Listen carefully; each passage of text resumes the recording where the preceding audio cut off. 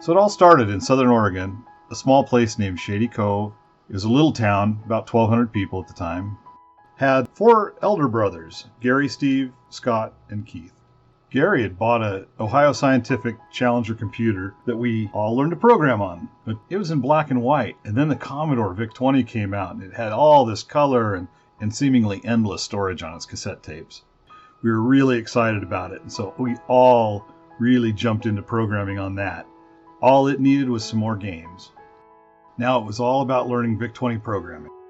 There was a lot to learn, not much information about it. It wasn't like now where you can just go to the internet and Google anything or get AI to produce code for you. You had to think about it and figure it out. Most of it was just experimentation. At that point, Steve went back to his home in Jacksonville and started Wonderware. More on that later. Keith, who was the youngest, still had school to finish, so he was doing that and helped people with coding problems. He was probably smarter than all of us. That left Gary and myself trying to start up Nufekop. Here's some old photos of Gary and myself.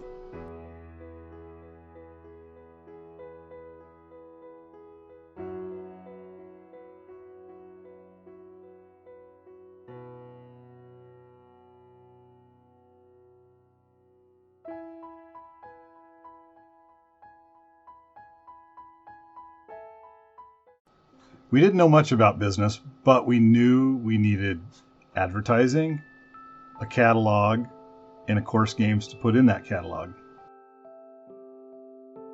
This was our first catalog. It was put together on a typewriter I borrowed from Mom, and using rub-off letters and car pinstripe tape to make up lines. Seems crazy looking back with all the digital publishing we do now. Everyone helped write up some dialogue for it. It was very simplistic, but it still conveyed what we wanted, which was fun. Everything we wanted to do was about making things fun, and I think even this catalog carried that forward. You know, we gave away a game, things like that. Just pretty well received. Here's one of the original master pages showing the rub-off letters, the pinstripe tape, and pasting in a typed section of the page. We needed games to fill the catalog, of course, and the good news was that on a 5K Vic20, where 1.5K was used by operating system and another 0.5K used for your character set definitions, didn't leave you a lot of room for games, so you only had 40 or so lines of basic code to write your game in. So they ultimately only took a few days to write each game. Some were good, some weren't, but it was really fun. The whole process of building them was super fun. And of course, you couldn't have games without cassette tapes at that time. And boy, did we go through them. At first, we recorded our own, and then we farmed it out to a couple places in Silicon Valley. And later, we actually bought tape duplicators and were doing them ourselves again. For a while, my Uncle Eldon actually recorded tapes for us. A bunch of us got really good at putting labels on cassettes too, because we were doing that just all the time. At first our labels were blank, meaning we just stamped them with a rubber stamp to put the game's name on them. We had a lot of stamps made up, and we used them for the front of the boxes too. Our first boxes were blanks that you stamped. And you learn to work with burnt fingers after gluing a bunch of boxes with hot glue. Gary created all the advertisements, and we ran those in Compute magazine mostly, and then Compute Gazette later. The ads were friendly and always well received. People just seemed to like them, and again, they conveyed fun. Maybe the fictional druid origin played into that. Sales were flying in at this point, and we quickly outgrew our bedroom operation, and we rented a small building near the river in Shady Cove, across from the park for a while. And we bought a commercial building on Highway 62 and had a warehouse built behind it. That's what a computer lab looked like in the 80s. We set up tables and put all our computers in one spot and went to work. We'd kind of outgrown our old boxes, and we needed something that looked a little better at retail and had each game's names printed on them. And Gary came up with this design, and we used this for quite a while. Almost all our printing was done by a local print shop named Beaver Press in Medford. Any artwork that Gary didn't do, we had some local artists, Carl and Cindy Darnell, that were great. They just really got the whole genre.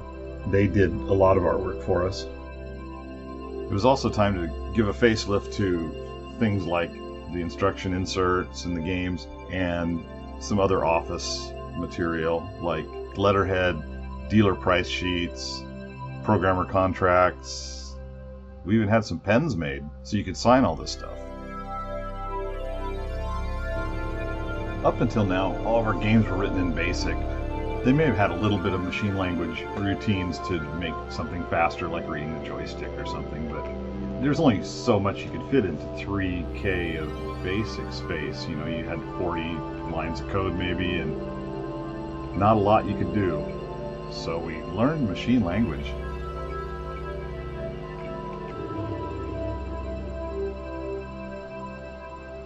Machine language gave us the ability to do things that we just couldn't have done on the VIC before, like search the whole screen RAM for something several times a second.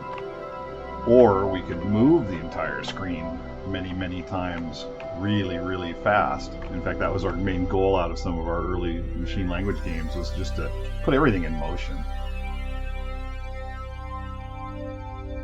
On the Catch, we wanted to just see how fast a game could really go, and so it was all about ridiculous speeds of dropping these bombs with no hope of keeping up. It also gave us a space to do things like have intermissions or mode changes.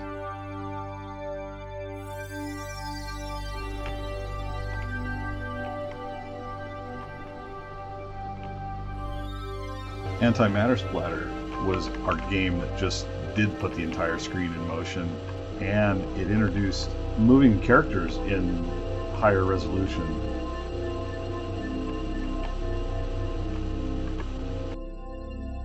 King's Ransom let us put a lot into 3K using machine language. It had 10 levels and still had a lot of fast movement. It was a pretty fun game. Of course, not all games worked out. Here's one called Space Base that just never got the bugs out of it. It's pretty amazing to find a copy of these old games that never made it to production, since they were only on like one cassette tape. Some just had no game element. This was really a unique design. It let you build a slot car set and then run the cars around it in fairly high res. Just no game behind it.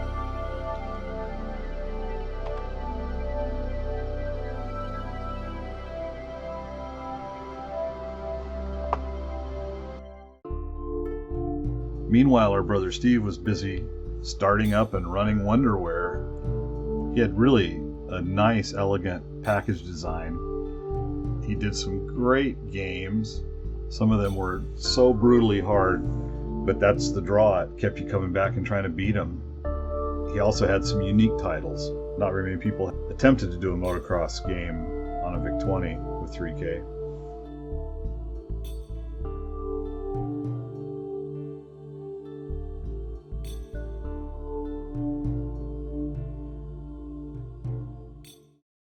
Back to Nufekop.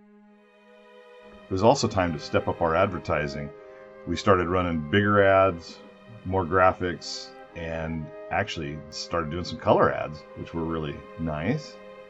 And we think we may have invented this, we're not sure, but we certainly came up with the best name. We had a cassetalog, which was our catalog, obviously, posted on a cassette. We also learned a lot about licensing some of our games to other companies.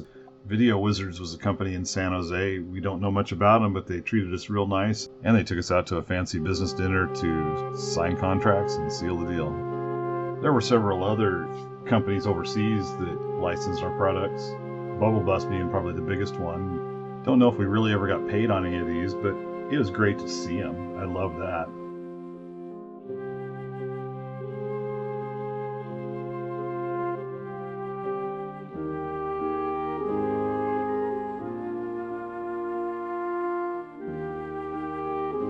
We also got a crash course on watching some pirates at work. There's a company called Carter Software that just took our games, didn't even take my name out of them. They also asked for people to submit games to them on the back of the box seems pretty bold.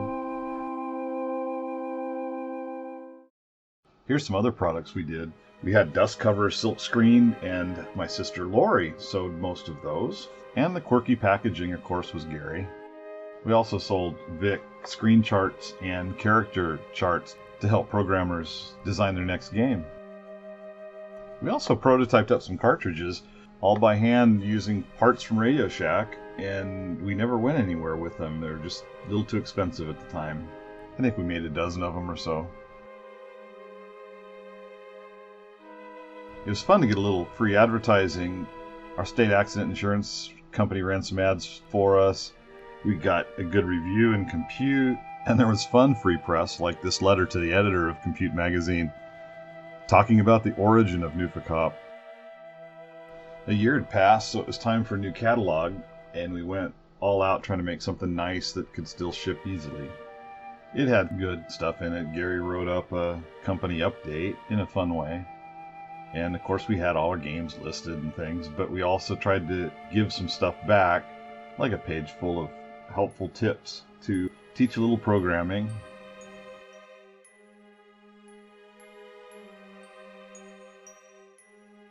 This also introduced our meteor shower protection / dust cover.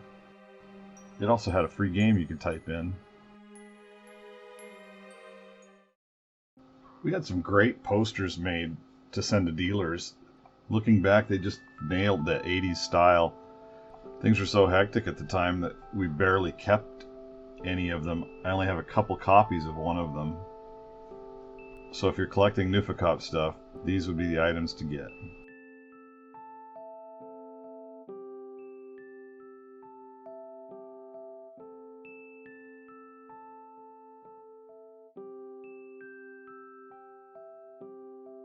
Of course, 5 1/4-inch floppy disks made an appearance, and we had to support those, which took labels and sleeves and lots of expensive disk duplicating.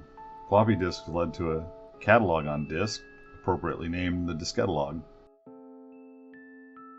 Floppy disks also required new packaging, so we created these boxes that we could put different inserts in and use tapes or diskettes.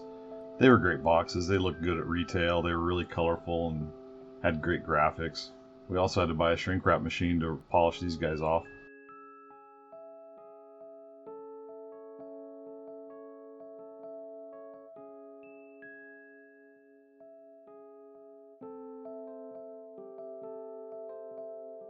Here's a prototype artwork for these new boxes. This was one of my favorite ads. I just really loved the layout of it. It ran in magazines and as a separate flyer sent to dealers.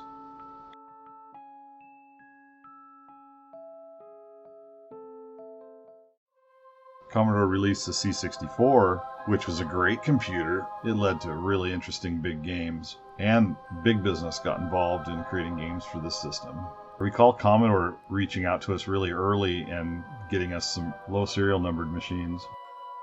64K just seemed like an unlimited amount of memory at the time, which is laughable now, but you could write such deep games. Along with the floppy disk, you could just have screen after screen after screen, which also led to doing more utility software and different types of software, like we had a sign language tutor program and we had a chess clock application. What happened next was the video game crash of 1984. Sales were plummeting, not just for us, but for other companies that we talked to. Stores were not paying their bills, but they were continuing to order. So we had a lot of stuff going back into collections, and it was quite a weird time, but I think it was just due to too many companies trying to offer too much software all at the same time, and people were tired of paying for it all, so they just stopped buying it. The industry crashed. But it is all right. Wouldn't have changed a thing. I just have such fond memories of it that I appreciate everybody we dealt with, and it was great times. I hope you enjoyed this behind the scenes of Nufekop, and that's our story. Thanks for watching.